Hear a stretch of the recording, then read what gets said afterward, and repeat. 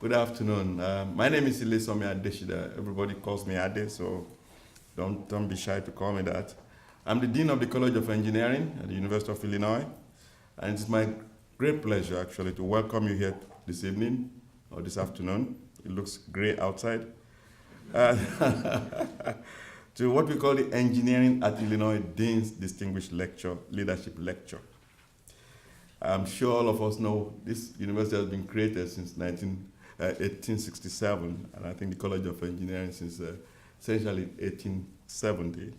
So there's a long tradition of both standing and international and national reputation of leadership, impact, and collaboration. Engineering at Illinois, that's how we brand ourselves, the College of Engineering, is committed to the intellectual and societal development of future generations. We have a lot of students here today to demonstrate that. This lecture series that we started a few years ago brings eminent leaders and foremost experts to the campus to share knowledge and facilitate discussions among students, faculty, alumni, and the community at large on important challenges impacting the global society.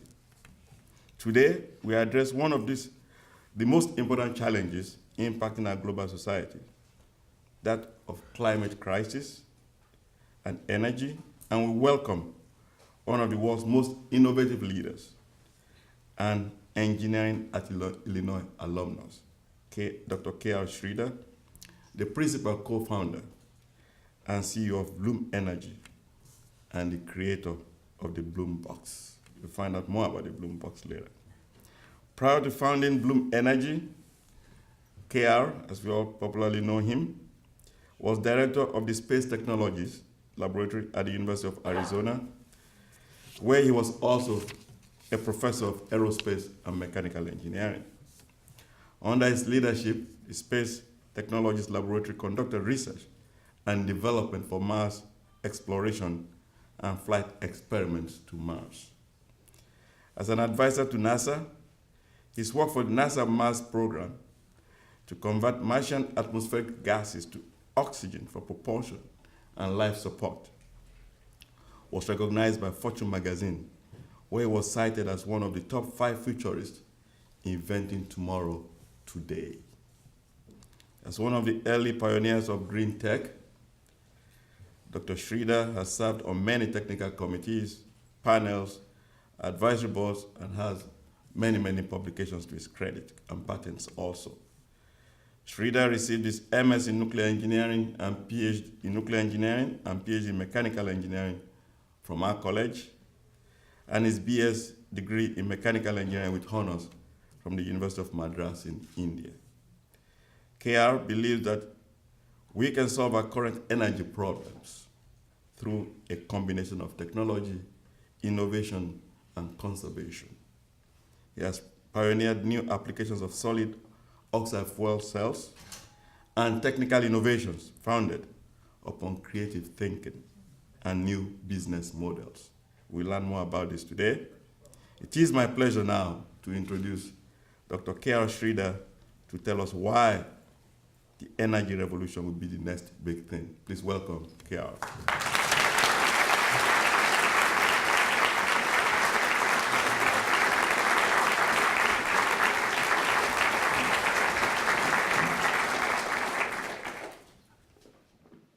Good afternoon.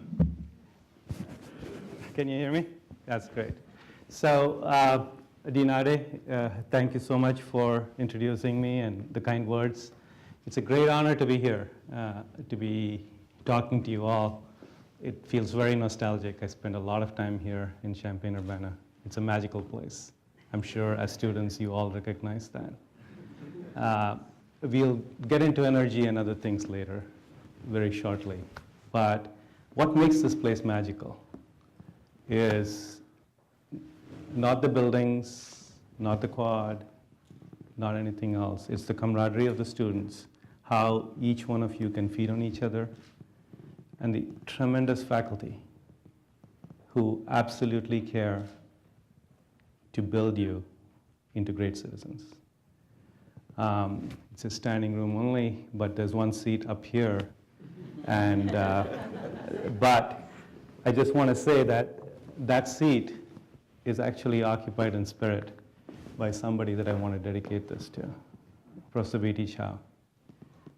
I see my master's advisor sitting out here, and thank you for being here, Professor Jones-Stubbins, but this is my PhD advisor, and he would have very much wanted to be here. And I know this, and I'll tell you why. But talking about faculty, let me take 30 seconds to tell you something about a cliche that's used all the time, giants in the field. We hear that all the time. This man is not that cliched giant. He was a true giant. He built mechanical engineering. Most of us know that. Professor Stubbins was one of his early PhD students. I had the fortune to be his very last PhD student. And just a few months ago, I received a letter from him. I want to put this up for you. A man, 91 years old. I wish I had a handwriting like this. Okay? But that says something about the kind of faculty that this place has. Look at this. You wouldn't see anything scratched out, anything done. And Professor Jones will agree with me. What I think would have happened is the previous day, Professor Chow would have written this letter in draft, put it away. The next day, he would have modified it 2 times with different color pens. And then finally written the final draft, even though it's coming to a student for whom he doesn't have to do it. It was not who it was going to. He cared about when his name goes on something, there's a pride associated with your work. So what he taught me was not just engineering. What he taught his students, and this is what we get from faculty, we learn life lessons. He taught about what is needed, and I see people straining to read what's in there. So let me just put one thing up here, okay? So this one talks about another quality of Professor Chow. I was this lowly PhD student, but look at how he is addressing me. And he did that even when I was doing my PhD. He treated me and every other student as somebody that he can learn from, somebody who was a friend. It was not just the brain that shared wavelength, it was the heart that shared wavelength. It's pretty remarkable. And look at what he said. Here's why I know he's here in spirit. He said, health permitting, I'd like to nominate you for the Distinguished UofI MECI Alumnus Award. That's what I'm here to receive tonight, which is the occasion in which we were able to do this. So it is with mixed feelings that I wish that seat was occupied by him physically also, but I know that spiritually he's here. This is what you all have in every faculty that you have in this university, in this college. And as students, make the most of it. If there's one thing you're going to learn, nothing about energy, learn this and you will do really well in life. Okay, getting to the energy issue, right? What is the reality? There are more than 2 billion people that live without access to power. There's no electric line by where they are, and they can't afford it. That's 2 billion with a B, not a million with an M. The global population is growing. By 2050, we'll have 2 more billion people on the planet at a minimum. So 4 more billion people that need access to energy, access to electricity. The world is training to provide energy and electricity to the 3.5 billion people it is serving today. If you think we have an energy problem today, fast forward it and think about what is out there, what is coming, what we need to do. And then think about the fossil fuel, the fuels from under the ground. Okay? I equate that to a feeding bottle. We as human civilization were given this as a feeding bottle to just grow up. And we as engineers, technologists, scientists need to grow up and figure out how to now start using fuels that are not from the feeding bottle. And that'll take time. It's not something that's going to happen overnight. This is a problem that we're going to be solving for decades to come because of the scale of the problem. Okay? And there's increasing energy prices. So I'm not going to depress you here from the time I start, right? Everything that I told you was a problem. Everything I told you was a crisis. A crisis is a terrible thing to waste. It's an opportunity. Okay? As an entrepreneur, as young people that are looking forward, you're going to say, thank God my previous generation was dumb enough to do what they did. In my lifetime, this crisis comes, which means in my lifetime, this opportunity comes. I have the greatest opportunity out here to do what I need to do. Okay? That's how I want you to think about something that faces humanity. Because in entrepreneurship, in how problems get solved in the world, there's always the Malthusian people that say we'll have to go back to the caveman and his kind of life. And Darwin always wins. People adapt to change. That's what happens. And that'll happen here. This is such a huge opportunity, a market opportunity, a social opportunity, something where you can do good and make good, that there's just no way we're not going to solve this problem. And guess what? All these other crises, and pick your crises, are going to help you solve the problem. Everybody is going to be rooting for you to find the solutions. Why is that? If you're worried about climate change and what's happening with global warming, that's just one crisis. But think about energy security. Think about 24/7 businesses, 24/7 healthcare, airports, IT centers, financial centers that cannot afford not to have power. Think about security from that perspective. Think about energy costs and where they will go if 4 more billion people want the same supply and there's a supply-demand mismatch. Think about what that inelasticity is going to do to prices. And population growth that I touched upon, and the expanding economies. Let's talk about this for a minute. And let me illustrate this with a very simple chart. What you have on the x-axis is energy consumption per person. What you have on the y-axis is how much money they make in a year. Okay? And you can see poverty is down below, affluence is up there. But it's something more important.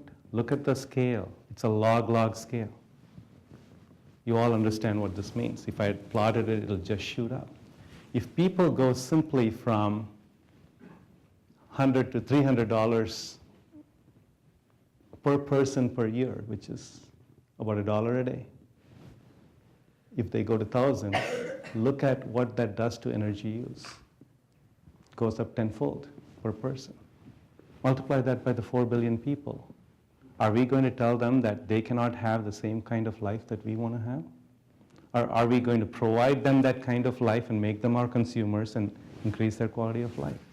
I think we should do the latter. That's the energy problem framed in a nutshell. So we know the aging infrastructure. I joke that since Edison, there's not been a good idea in energy, right? That's really made an impact. But think about what's going on. We have very large power plants that are capital intensive, and they cannot scale down. You cannot bring economies of scale to smaller sizes. Because they're big, they're polluting, they're noisy, they're put hundreds of miles away from where you live, and then you put a transmission distribution grid and lose energy as you go. Everything is being improved. Each of these things are being improved. But these improvements here are evolutionary, and the energy demand is going on a completely different scale. So these two are not going to blend. And if we don't figure out a paradigm shift, we cannot capitalize on the opportunity, so to speak, or we can't solve the problem. So are there analogs out here that we can look at? Think about mainframe computers and then distributed computing. This campus knows all about that. This campus was in the forefront of both these technologies. And see what happened with distributed computing. Do you think that there will be software engineers in the developing world, in the numbers that we have, creating the kind of lifestyle for everybody, if the only way people had access to a computer was large mainframes connected by wires to dumb terminals? No. How would your life be if you didn't have distributed computing? Think about that. It radically shifted what you did. So you went from centralized to distributed. Take Telephony is the next example. When we had copper wires with landline telephones, it's only us older folk that still, when we have a house, have a landline telephone. I bet all you young people never have gone to your apartment or dorm and ordered a landline telephone, correct? Look at what's happened. The world. Look at what's happened in the world. You can go anywhere in the world and see somebody walking with a cell phone.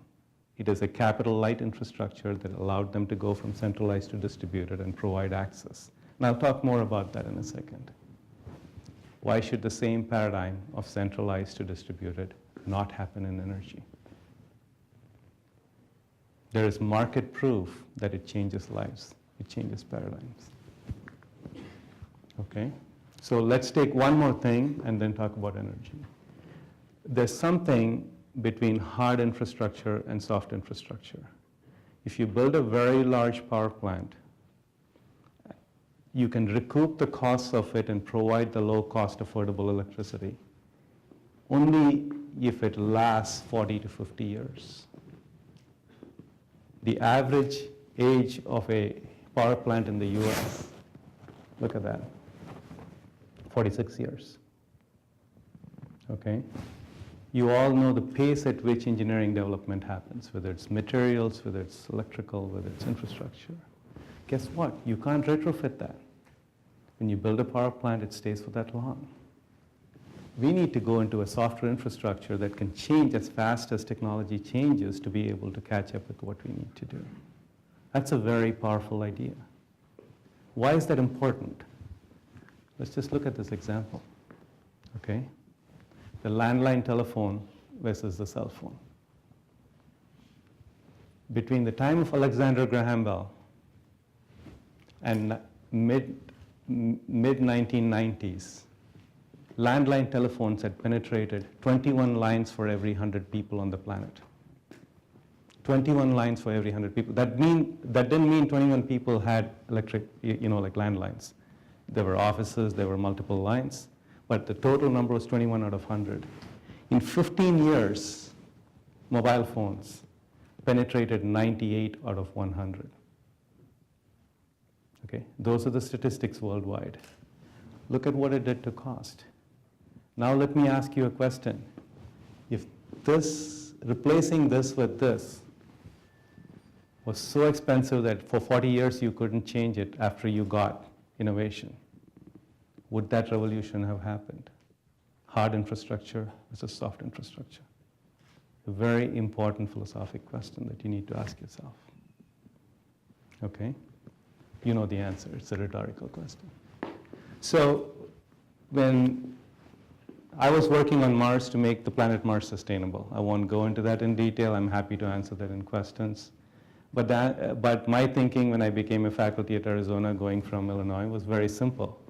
In space, we call ourselves space explorers, space exploration, but we really do space trekking because we are backpackers and not explorers in space. We don't hunt and gather. An explorer hunts and gathers. Okay? Lewis and Clark were explorers. That's not what we do in space.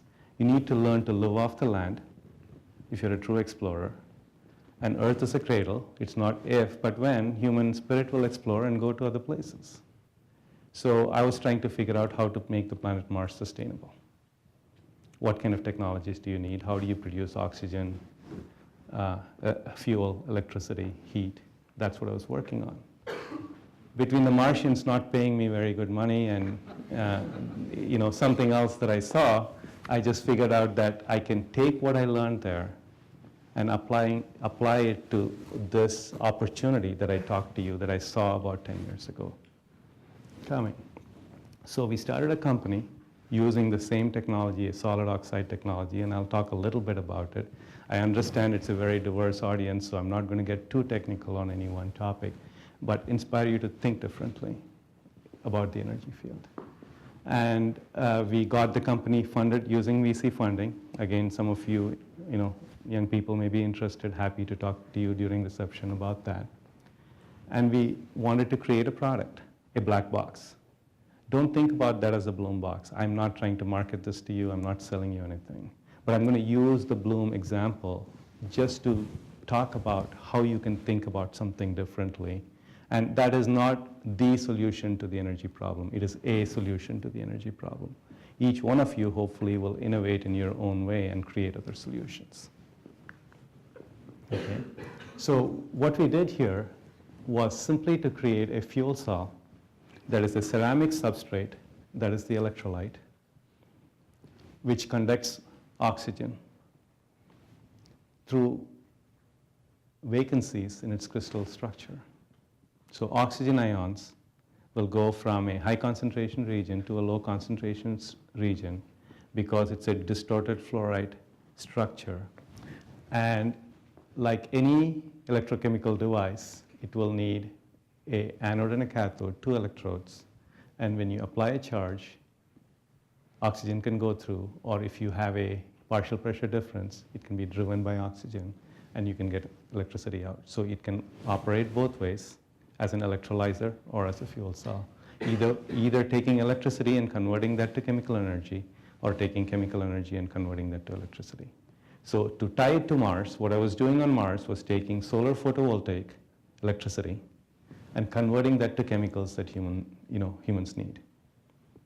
What we're doing in Bloom is turning it around, taking the chemicals that we have and converting it directly to electricity without going through the in-between steps. What happens in a power plant, you all know, fuel and oxygen burn, it creates thermal energy, it raises steam, runs a turbine, so thermal energy becomes mechanical energy. There's copper coils around it, the mechanical energy is converted to electrical energy, right? So there are steps that happen. And what the thermodynamic police and tax collectors do is every time you go from one form of energy to another form of energy, they take some away from you, right? So it's a very inefficient process when you go from changing one form to another form. This is a direct energy conversion, so the Carnot efficiency laws don't apply to it. It goes from chemical energy directly to electrical energy. So that is a fuel cell. So something 10 centimeters by 10 centimeters, 4 inch by 4 inch, very thin wafer, about 150 microns in thickness, produces about 25 watts. That's the simple building block. On that building block then, you layer them together with flow fields, and you build something about the size of a bread loaf, and that's a 1 kilowatt fuel cell stack.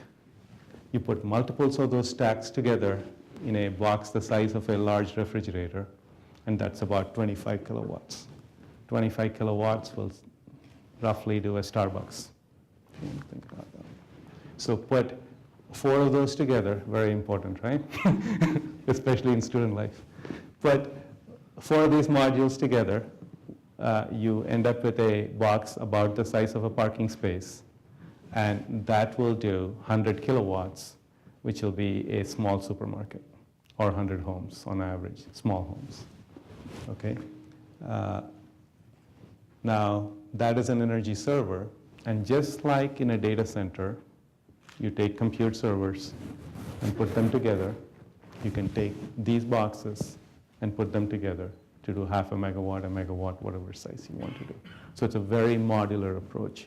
Why is this modular approach important, and why did we take this approach?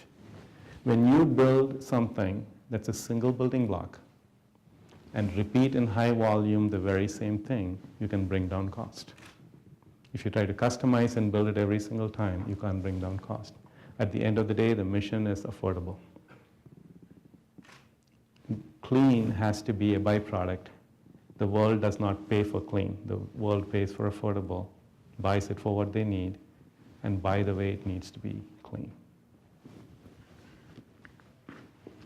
Okay, so let's talk about clean.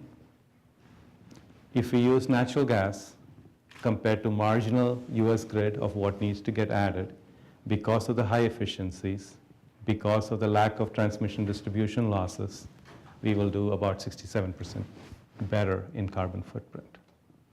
If we use biogas, and many of our clients use that, what will happen is, on a net basis, because the carbon in the gas comes from the atmosphere and then goes back in, on a net basis, you're zero. So even using fuels, you can be either sufficiently green, significantly green, or totally green. So that's the clean aspect of what we do. Now, Now let's talk about reliability. What we do in reliability is very simple. Remember the 25 kilowatt refrigerator size boxes we talked about? There are 4 of them making up the 100 kilowatts. Each one is self-sufficient. Each one has a power converter on its own. So they're hot swappable. In a typical installation, a customer would do about half a megawatt. So there'll be 5 of these boxes. It is actually 20 independent power generators that are put together as a cluster. So if any one were to fail, you can hot swap it while everything else is working. So as a system, it is fault tolerant while anything may be subject to failure. And it takes us 2 hours to swap this out. Again, I said I'm not trying to talk about Bloom, I'm trying to give you some concepts. What's the concept out here? Murphy will be kind to everybody the same way. Murphy's law will apply. Anything that you design will fail. Anything you build will fail. Accept that in your initial thinking. And plan for that as you build and design something and say, especially new technology is prone to failure. What can I do to convince a customer they should still use this? Well, build in the modularity from day one. So it goes into the design thinking. So again, remember when you try to design something, build something to change the world, you need to put yourself in the end user's shoes and ask what is it that they will look for, why is it that they will not adopt, what do you need to do to bring a new technology in? It's not just about an invention. And as a technologist, as somebody who had a lot to contribute to building this technology, I think I can say this, about 10 to 15% of a company's success is its technology. It's a necessary condition, it's definitely not a sufficient condition. Everything else is a lot of other things that need to come in. So the other thing we think that's going to be very important is time to power. Especially in our part of the world where we are all NIMBY, right? Not in my backyard.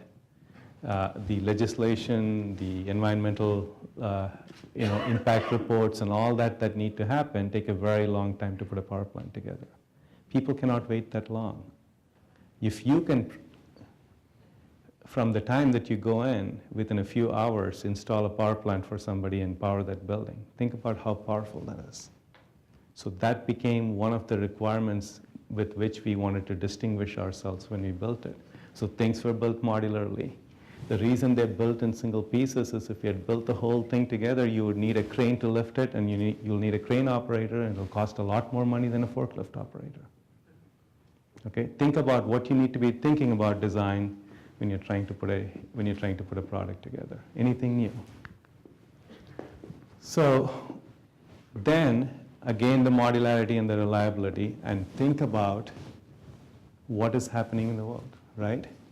Most businesses that need reliable power will purchase a diesel genset and buy that with their own money on their balance sheet and keep it idle for 99.9% of the time, just when the power fails. And the grid, which is the pay-as-you-go model, is what they will be paying and keeping this equipment idle. Is that capital efficient? You don't need to know economics to know that's not capital efficient, right? So we just flipped the model. We said we have to build a box which is always used by somebody and let the grid be the backup. So that's how we flipped the model, and it became very attractive to our customers. Fuels. It's my personal belief that you cannot democratize the world if you don't democratize fuel. As long as you do something that any one particular geography is going to have a lock on fuel, that's going to be a problem. So we wanted to make a box that can work on a multitude of fuel, almost agnostic to what the hydrocarbon is, as long as there's a carbon or a hydrogen or both. Okay? And we can work on these things, and I'll talk about how we can do this in a little bit. But the important thing is this box, you don't need to change the box. You don't need to say ahead of time what fuel you're going to run it on. On the fly, you can change the fuel, and the system is capable of adapting and working with that fuel. And that's very powerful. That makes sure that the markets are not going to play you. Okay? If you have a natural gas disaster somewhere in a pipeline, you can bring in propane and keep running. And that's going to be important in the world. And then how do you translate that to a customer? How do you take that concept and translate that to a customer? How do you sell them a vision, and how do you do that? That's a very important part of building a business. I'll give you an example of when I sat with the CEO of Coca-Cola, what I did. I just used one chart. I didn't tell him about anything else. I said, don't worry about the box. I'm not going to explain this to you. But assume that you have this black box. Whether it is existing fuel like natural gas, or just the orange peels from your orange juice that you need to dispose of, becoming a biogas, giving you electricity. How cool would that be for your sustainability goals, right? But then later on, you can add these things. This box is going to generate enough heat so you can do water distillation and water purification. Even from that biogas, it's going to put out CO2. You can carbonate your drink with that. And whether it's a hydrogen truck or whether it's an electric truck, you can run this with that. Initially, you're signing up with me for this, but we can give you all this. Wouldn't you like a complete energy solution that is in your own hands? So translating that flexibility from thought process all the way to a customer becomes extremely important. The mission is a lot larger. We started Bloom to change the world. Okay. If you ask the employees in the company why they're there, that's what they're there for. They're missionaries. It's a phenomenal team. I'm just the mouthpiece representing them. Okay. It's a phenomenal team, and their mission is to change the world. What can you do in the middle of Africa? What can you do in any part of the developing world? You can go from biomass all the way to syngas, and then run the electricity to be able to get lighting and cooking and things like that. But then the heat can be used for water purification and refrigeration. The hydrogen that comes out or the electricity that comes out can become their transportation solution. So it becomes a complete energy server, which now does not require either a transmission distribution line, because you can have a microgrid in a little village of 100 people. And it does not require a fuel line, because it's the biomass around them that they can use locally to what they need to do. That flexibility, that pathway, is extremely important when we think about where the future 4 billion people that we talked about earlier would get their electricity from. Affordability becomes very important. So here again, I just want to give you a glimpse of the model, whether if you're an entrepreneur, if you're entrepreneurial in your engineering thinking, better develop a sense for the business side of it. That becomes extremely important. When we started the company initially, we used to sell what is called a capital purchase model. Our first boxes that we sold to Google and eBay and those people were all capital purchase. So they'll buy the box from us. They'll buy the fuel from a fuel provider. They'll get their own electricity. And there, what they care about is a 3 to 5 year payback period, which means whatever they paid for the capital of the box, including the cost of capital and everything put together, maintenance, all put together, pays off in 3 to 5 years. If you get a 3 year, you get a 24% internal rate of return. If you get 5 years, you get about 15% rate of return. That's a good return on investment for a capital purchase for a company. However, within a year of doing this and people buying, the financial crisis hit. Okay? Even companies that had huge sums of money did not want to take their gunpowder and spend it on things that were not essential to the business. They could just buy electricity from the grid and not do. So we had to innovate. What did we do? We created something called the Bloom Electrons program. And what we did there is we worked with bankers and like investment bankers like Credit Suisse, and put together a model where the equipment was owned by a project company. It bought the gas, it bought the box, it took care of the technology, and simply signed up the customer to a 10-year contract that was half a cent to 1 cent lower than what they were paying the grid. They take no risk. So imagine walking up to a chief financial officer or a chief executive officer or an energy officer and say, I'm going to sell you a box cut that out. I'm not going to sell you a box. I'm just going to give you electricity the same way you get electricity. You're going to pay a bill at the end of every month. Okay? And you don't take any technology risk, and you only pay if you produce electricity.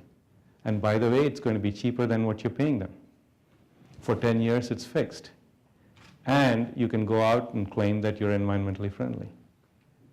What part of this would you not buy? Right? That's what we did, and we created something called the Bloom Electrons program. And one of the educational institutions that you're all familiar with, probably Caltech, is a very big customer of that. 1/3 of Caltech campus runs on Bloom.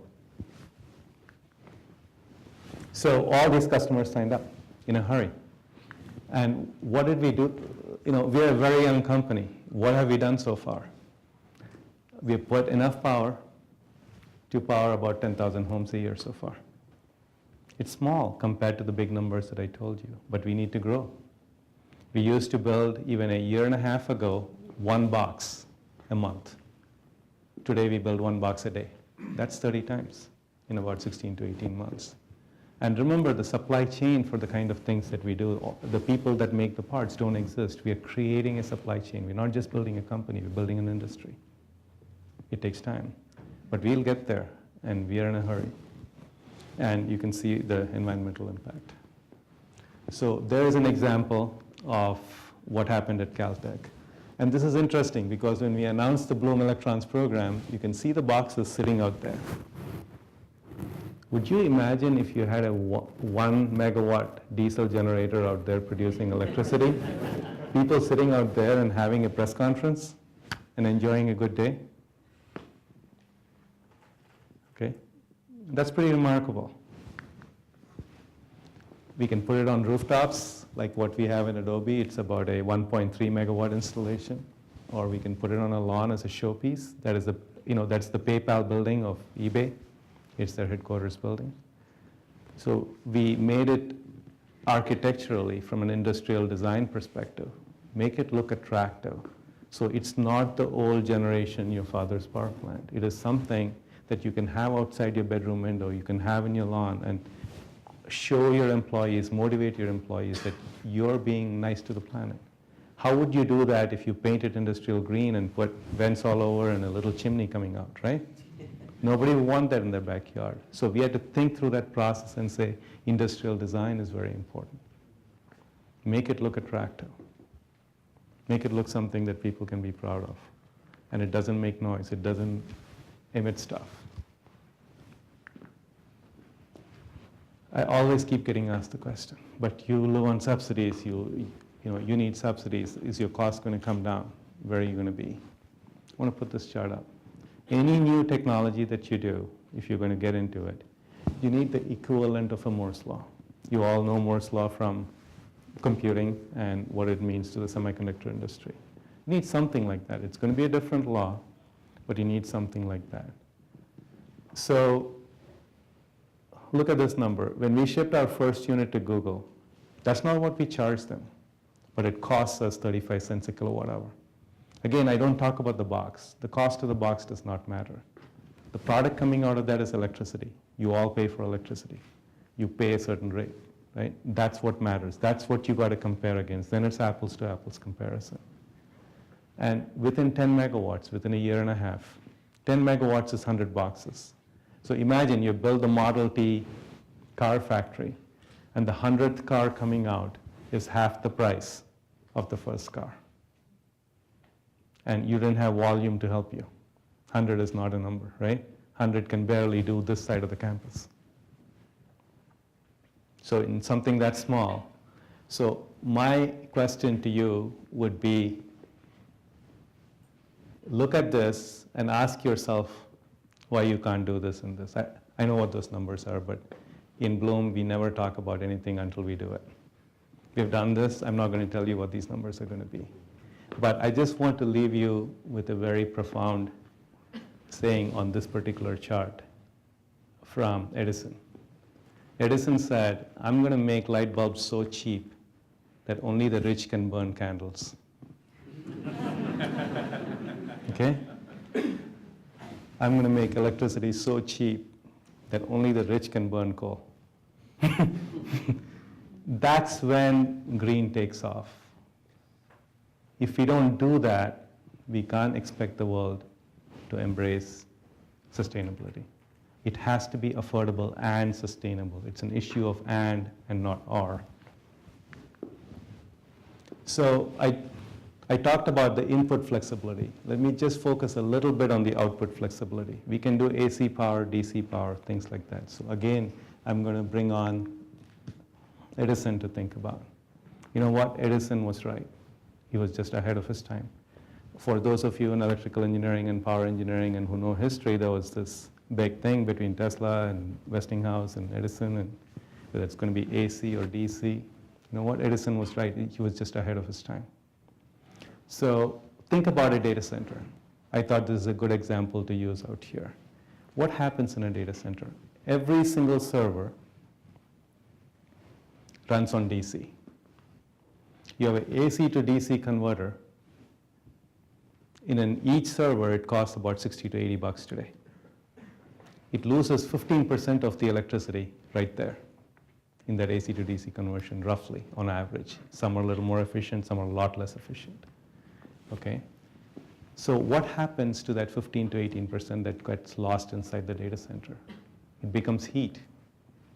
And what do you do in a data center? You need to cool. So you put a huge HVAC equipment to do the air conditioning, and you put more electricity into that box to remove that heat. We can natively produce DC and do this. Not only is our box a lot more efficient, but look at what you can do on the downstream side. But then take this a little farther and think about the future. What are the things we all use electricity for at home? Lighting. LEDs are going to rule. Okay? What does LED lighting take? AC or DC? DC. What does your cell phone, your laptop, your big screen TV, what do they all take? DC. Why would your heat pump, air conditioning, and refrigerator not run on a DC motor? The home's going to be DC. Okay? Businesses, significant number of businesses are going to be DC. Wherever the grid is, the grid will live in parallel with what we have. I'm not saying it's the end of the grid. The mainframe never went away. The mainframe is called a data center. It's made of multiple servers. Okay? That are small. That's exactly what will happen in this industry. And it'll take many forms, and one size will not fit all. What works in a remote village in Africa will not be the same solution for what happens in New York. What you can do in Arizona with all the sun will not apply in London. So there is no one solution, like I said. And again, sorry for using the Bloom example, but I just used it more to inspire the thinking that went behind it. These things didn't happen by accident. You need to have thought through many of these things even before you start designing, building a product, building a team. And if there's one message I want to leave you, it's that the world of opportunity as we see going forward for us to make a contribution to society is going to be extremely interdisciplinary, and you need to think very differently about it. And you need to understand business. You need to understand why something will succeed, not succeed. And that often involves a lot more than technology. So with that, I'll just stop, and if there is time, I'll take questions. Dean? Sure, that's fine. Thank you.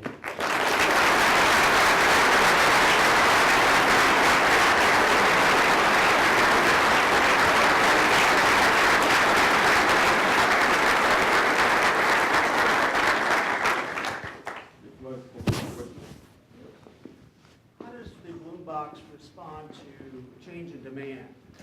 So, we have peaker plants today that have to be brought online with natural gas to handle surge in energy use during a hot day. Very good question. So the question, if any of you in the back didn't hear it, is how does the Bloom box load follow when power needs go up or go down? Again, a very prudent approach that we took, similar to what we did with the fuel. We started with natural gas, use it as a bridge fuel, and then bring in other fuels. Similarly, on the output side, what we said was we will start with base load that stays flat. And then our second iteration, third iteration products will do the load following. So that's what we've done. Is it capable of load following? Absolutely. Do we have designs that we're working on towards that? Yes. Does it exist in the product that's out there? No.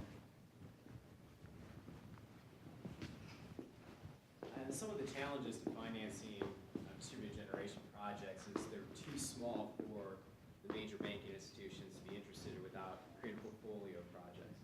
How have you guys overcome that to get Credit Suisse, for example, interested in participating in this? Do you inventory those projects yourself and hold them on your balance sheet, or do they take that and do the inventory for you? It's off balance sheet, but it's a project company that we have. And the financial institutions line up at the doorstep wanting to do this. So if you have the right value proposition, money in this field is not an issue. Okay, and I can't say the exact numbers, since we're a private company, but I can tell you a few $100 million have gone into Bloom as an investment to take us to where we are. And at no stage in our 10 years have we ever had any problems finding the right investors, which means we chose who we want to pick. So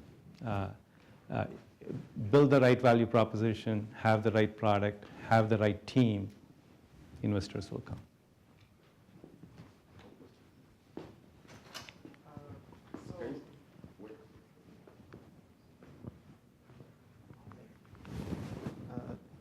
Nowadays, a big concern is for the pollution caused by cars. Are there any plans in Bloom Energy to produce some sort of generator that could power electric cars using natural gas? Very good question. So you are actually touching upon something I left out when I talked about AC versus DC. Till even last night, I drove the only plug-in hybrid Prius that's in the US today. They gave it to us for the first month when they brought it to the US, the first car. And that will be a very big play very soon, plug-in hybrids from many different companies. And you can look at Tesla and others and what they've done, and other electric cars will come.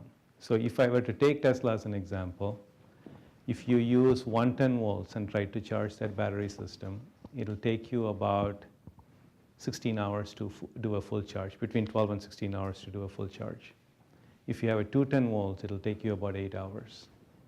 Bloom produces natively a 400 volt DC, and we provide that as an outlet. It'll take 30 minutes to charge the car. So forget the fact that you're losing all that AC-DC conversion and all that for the battery. The ability to at least half charge your car in 15 minutes while you're grabbing a cup of coffee or a burger and to be able to go is just a phenomenal value proposition for a customer. So Bloom, at least for the foreseeable future, we don't want to be in your car, we want to be your gas station. Yeah? What is the byproduct of burning the hydrocarbon to electricity? So, very good question. What is the byproduct? How does it compare? So what happens when you take natural gas? I'll just use that as an example. Natural gas, you all smell something when you have natural gas. Those are mercaptans that are just put in there to make it noxious so you'll know when there's a gas leak. Okay? That's sulfur. When you burn it in a combined cycle, a gas turbine plant, that SO2 comes out and you process it later on. What we do at Bloom is we desulfurize the fuel before we send it to the fuel cell. So we desulfurize the fuel before we send it to the fuel cell. So all the sulfur is trapped. There's absolutely no sulfur coming out, number one. Only oxygen goes across the fuel cell, which means where the reaction is occurring, there is no nitrogen. So there is no NOx. It's all oxygen combining with that, so there are no particulates. Okay? So we don't have particulates, we don't have NOx, we don't have SOx. Because it's a hydrocarbon, CN&H, you will get CO2 and water. Those are the only two things that come out. If you stand next to it, you will not smell exhaust. You will not see a plume, you will not smell an exhaust. it's got CO2. But because of the high efficiency and the lack of transmission distribution compared to the marginal rate of what we need to do, I showed you the efficiencies. We put out a lot less CO2 for the same amount of electricity produced. There are eBay's campus that I showed you, the PayPal, uses landfill gas, the methane from the landfill gas to power that. There, we are carbon negative because if somebody didn't have a market and buy that methane, it would go into the atmosphere. Methane is an order of magnitude greater in global warming contribution than CO2. So for every methane molecule that is brought into the plant, one CO2 comes out. So eBay, as it's using electricity, is carbon negative from that account.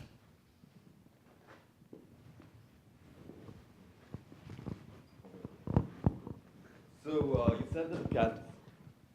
you said that the Caltech campus was running off 1/3 of Bloom Energy servers.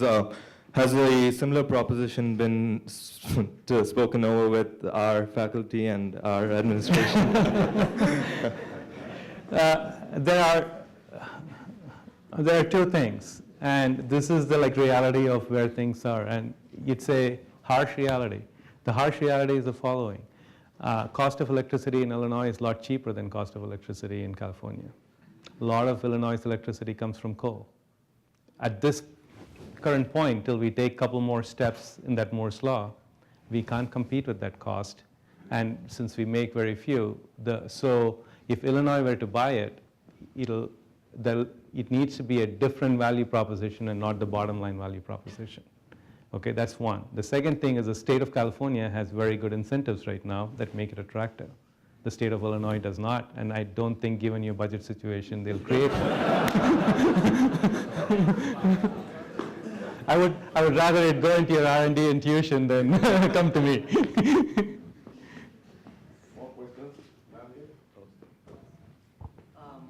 You were talking about. Yeah, you were saying that your customers buy electricity from you at a reduced unit price. So is there like a conflict of interest between your company and the government in terms of them not able to sell the electricity to the company? Oh, Or as a follow-up to that question, how do you see your product penetrating the rural market, considering government? I mean, you need to replace the government grids and things like that there. So the question is about, are we competing against the government? And thank God, no. Electricity more and more, what you're talking about is a while ago. Electricity more and more is a deregulated entity. In the US and even in other developing countries today, more and more you will find that electricity is a private enterprise, but it's a regulated enterprise. They can't charge whatever they want. What happens in the US is every state has something called the PUC, the Public Utilities Commission. They regulate the price, but Illinois Power or whatever you have, that's not a government entity. That's a private entity, okay? So we're not competing. And again, even with the utilities, we're not competing. And that's an important point, and let me just elaborate that in 30 seconds. What I mean by that is, it depends on what a utility would like to define itself as. If a utility wants to define itself as the company that owns poles and wires and wants to gouge you, then we compete with them.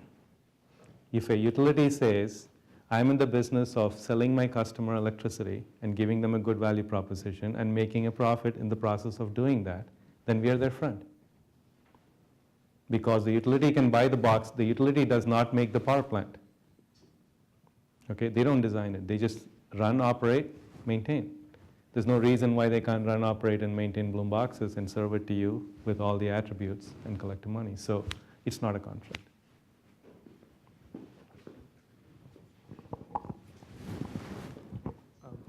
One of the things with fuel cell development is precious materials that are used for catalysts and things. That's been a huge issue in terms of getting it into the market because fuel cells have been here for so long. You're right now at a stage of building several tens of thousands, and then you're highlighting the problem of 4 billion people. How do you see this materials issue interfering with how your technology scales in the future? You know, there is always a threshold point. And yes, you're right. We are acutely aware of the history of fuel cells because one of my co-founders in the early 60s built the very first fuel cell that flew in space for the Gemini spacecraft, which was prior to Apollo. That's where the first fuel cell flew. So we are acutely aware of the 50 years of people trying. But similar to what happened with flight, if you take flight, right? Several people over several centuries tried to do flight, and finally somebody cracked the code. So we would like to believe that we are the ones that are going to crack the code. And that's an entrepreneur for you. I'm an optimist. I don't see a cup as half full. I see it as overflowing. I'm a guy of abundance. Okay?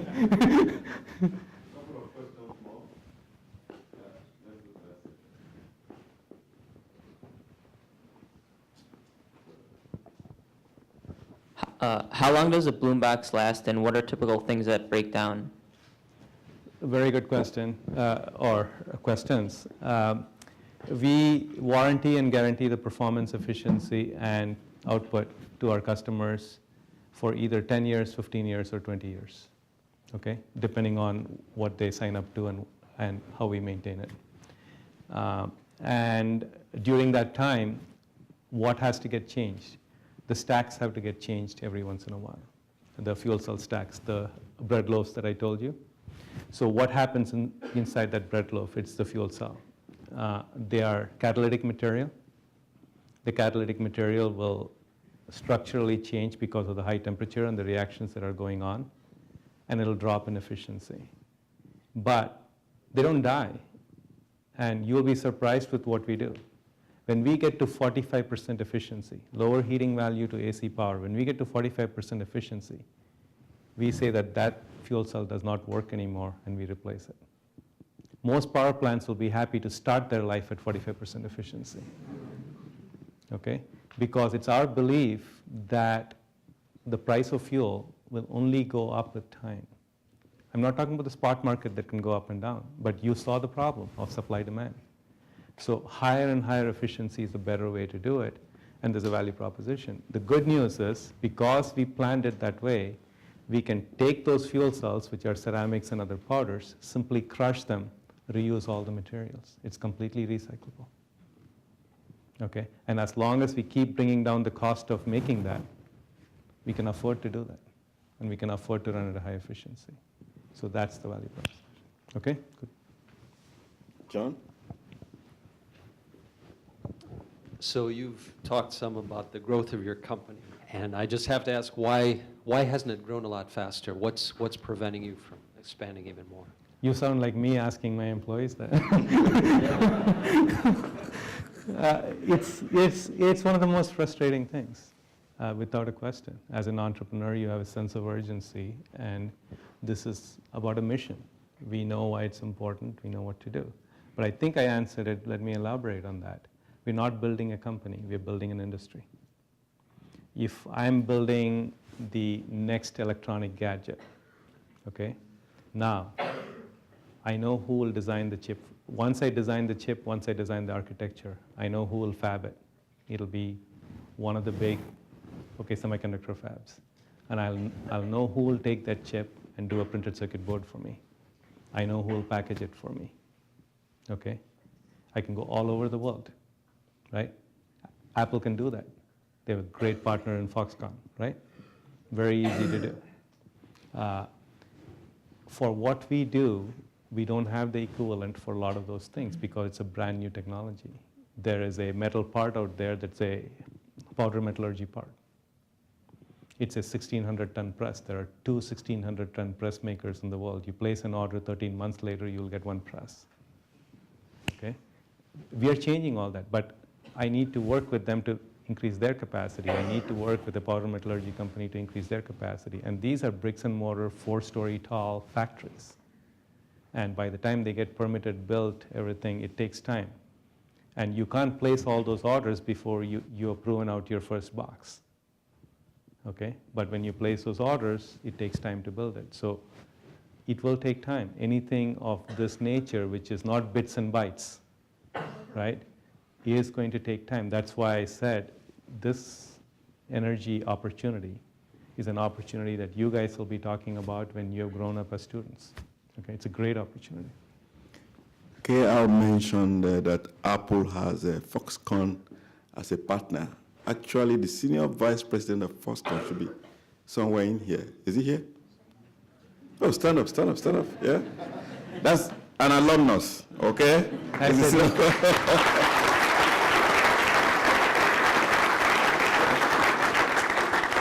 That's Sidney Lewis here to receive a distinguished alumnus award from mechanical engineering. So we have the whole world covered, okay? And it came from Taiwan. Two more questions. At the back. The tall guy at the back. You. We can see that how your technology can make a difference in developing countries. So what steps are you taking in that direction? By the time it gets, so almost all our installations so far have been California-centric. Why is that? One, the market opportunity is good at that high cost, number one. As you would imagine, I think you're from India, right? Yeah. Okay, so if you take India, they're extremely value conscious, right? At the end of the day, you need to make that value proposition to them. And India does not have subsidies. So can you enter right away? No. But can you enter in a couple years with that Moore's law? Yes. So we will work on that. That's number one. Number two is, by the time you go international, global, you want the product to be extremely robust. Your early deployment needs to be very close to the engineering team, very close to the technology team, because things happen. The best of intentions, you can design whatever you want, but you need to learn on the field. You can't simulate everything you want to in your lab. So you need to learn that.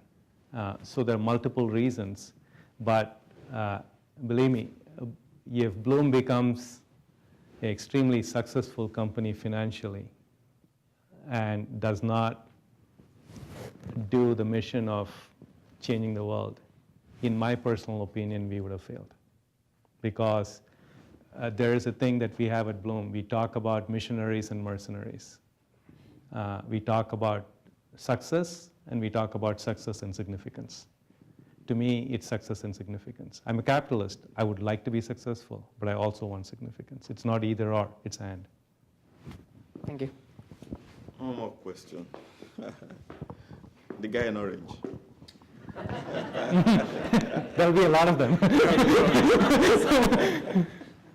I know in Illinois, the producers of renewable energies, they could sell back their excess energy to the grid. Is your system capable of that, and are your customers currently doing that in off-peak load times? Yeah, our systems are capable of doing that. They are grid tied, so we can net meter, we can take excess power from the grid if you want to give more, or we can do any of those things. But typically our customers buy it for their own needs because our demand is significantly larger than our supply. We don't have to net meter. And again, if you put a solar at a home, you need to net meter unless you have big battery banks that do the storage, because in a home between day and night and everything else, your power usage is very, very different, and the sun shines only for a small amount of time. With our system, it's a 24/7, 365, always on baseload, and we produce electricity. Once the box is purchased, we produce electricity cheaper than the grid, so there's no reason why somebody will go buy from the grid. So we don't do that today, and we would rather be serving the customer than the utility. Well, I know there are very many questions, but there'll be reception where you can ask KR more questions. I think it's 4:10, so let me present this to KR. This is